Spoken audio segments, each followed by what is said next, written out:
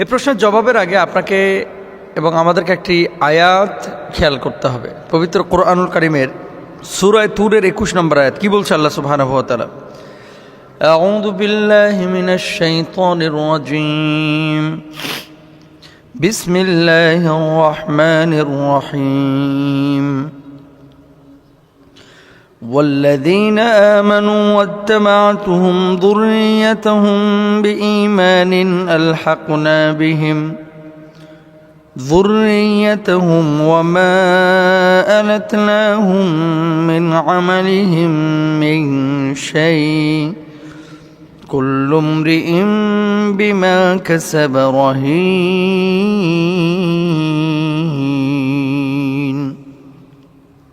সাদাকাল্লাহুল আযীম। কি বলছেন আল্লাহ সুবহানাহু ওয়া তাআলা? বলছেন, আর যারা ঈমান আনে এবং তাদের সন্তান সন্ততি ঈমানের সাথে তাদের অনুসরণ করে, আমরা তাদের সাথে তাদের সন্তানদের মিলন ঘটাবো এবং তাদের কর্মের কোনো অংশই কমাবো না। প্রত্যেক ব্যক্তি তার কামাইয়ের ব্যাপারে দায়ী থাকবে।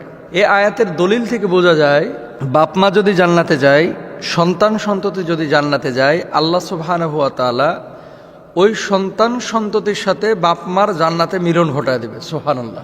এবং এটা জান্নাতে যেহেতু যা আপনি চাইবেন আল্লাহ তাআলা সেটারই ব্যবস্থা করে দেবেন, ফয়সালা করে দেবেন। সন্তান যদি জাহান্নামী হয়, বাপ মা যদি জান্নাতে যায়, তাহলে চাইলে কিন্তু আল্লাহ সুবহানাহু ওয়া তাআলা সেই সন্তানকে মিলন করবেন না। এই জন্য দুই পক্ষকেই, এখন আপনি বললেন যে আল্লাহ আপনি তো সবই দিবেন জান্নাতের মধ্যে, তাহলে আমার সেই সন্তানকে দেন। সেই সন্তানের মতো কোনো কিছু হয়তো আল্লাহ তাআলা আপনাকে দিবেন।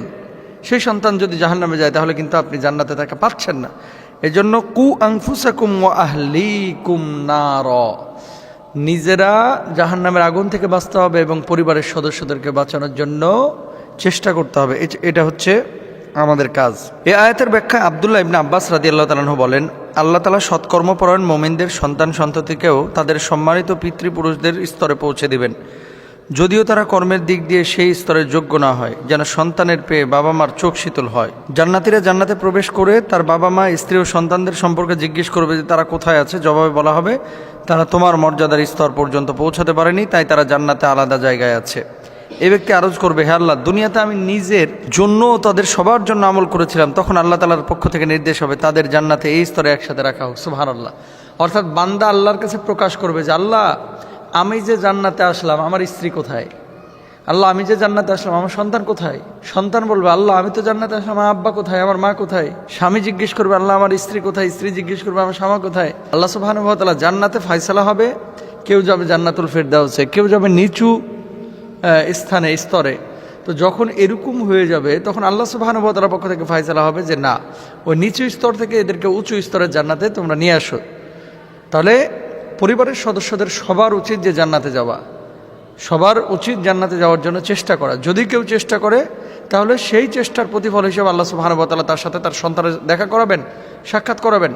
সেই বাবা মার সাথে সন্তানের দেখা হবে, সন্তানের সাথে বাবা মার দেখা হবে, স্বামী স্ত্রীর সাথে স্বামী স্ত্রীর দেখা হবে, যদি দুই পক্ষই জান্নাতে যায়। এখন আমরা কি করি? আরেকজনের ঘাড়ে জান্নাতের দায়িত্ব দিয়ে দিই, ঠিকাদারি দিয়ে দিই, নিজে আমল করি না। হুজুরে দোয়া করলে যদি জান্নাত পাওয়া যায়, পীর সাহেবের কাছে মুরিদ হয়ে দোয়া করলে যদি জান্নাত পাওয়া যায়, এরকম আমাদের একটা টেন্ডেন্সি, চেতনা আছে। না, প্রত্যেকে আমরা চেষ্টা করবো জান্নাতে যাওয়ার। আল্লাহ তাআলা তৌফিক দান করুন। আচ্ছা, এরপরে যে প্রশ্নটি সেটি হচ্ছে যে মোহতারাম, আমার আত্মীয় মারা গিয়েছে, আত্মীয় হিসেবে আমার করণীয় কি? ভেরি ভেরি ইম্পর্টেন্ট একটি বিষয়। মৃত ব্যক্তির নিকট আত্মীয় কী করবেন এবং কি করবেন না। মানুষ যখন মারা যায়, রাসূল আকরাম সাল্লাল্লাহু আলাইহি ওয়াসাল্লাম কতগুলো বিষয়কে হারাম করেছেন, যে কাজগুলো মানুষ করে থাকে যখন তাদের কেউ মারা যায়। আল্লাহর হাবিব সাল্লাল্লাহু আলাইহি ওয়াসাল্লাম বলেছেন, ১ নাম্বার, মৃত ব্যক্তির উপর বিলাপ করে কাঁদা। রাসূল আকরাম সাল্লাল্লাহু আলাইহি ওয়াসাল্লাম বলেছেন, মানুষের মাঝে দুটি বিষয় রয়েছে যাতে তারা কুফরি করে: বংশের খোঁটা দেওয়া, মৃত ব্যক্তির উপর বিলাপ করে কাঁদা, এগুলো নিষেধ।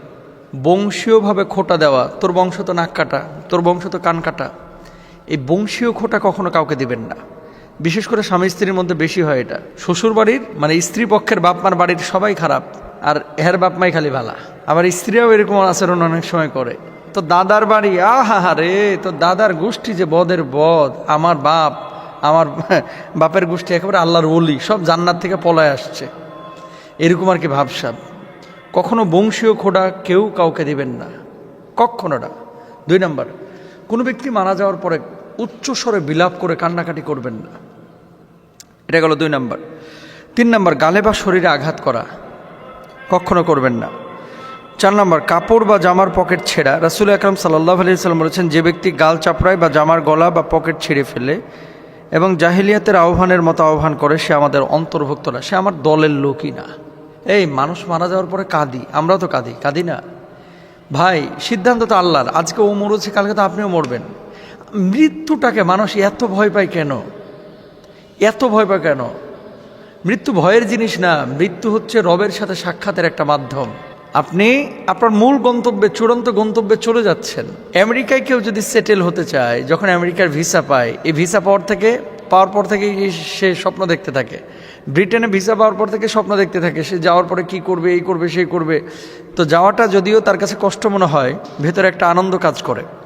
নাগরিকত্ব নিচ্ছে, নতুন দেশে যাচ্ছে, নতুন পরিবেশে। তো আপনি দুনিয়ার এই জঞ্জালযুক্ত পরিবেশ থেকে জঞ্জাল মুক্ত পরিবেশে আপনি আখেরাতে যাচ্ছেন। মৃত্যু মুমিনের জন্য তোহফা, হাদিয়া। মৃত্যুকে ভয় পাবেন না। ভয় কারা পায় জানেন? যাদের আমল নাই। যে মরার পরে যে ঠুয়ানি দিবে, ঠুয়ানি সহ্য করবো কিভাবে, এই জন্য ভয় পায় মৃত্যুকে। মুমিন কখনো মৃত্যুকে ভয় পায় না, কখনো না।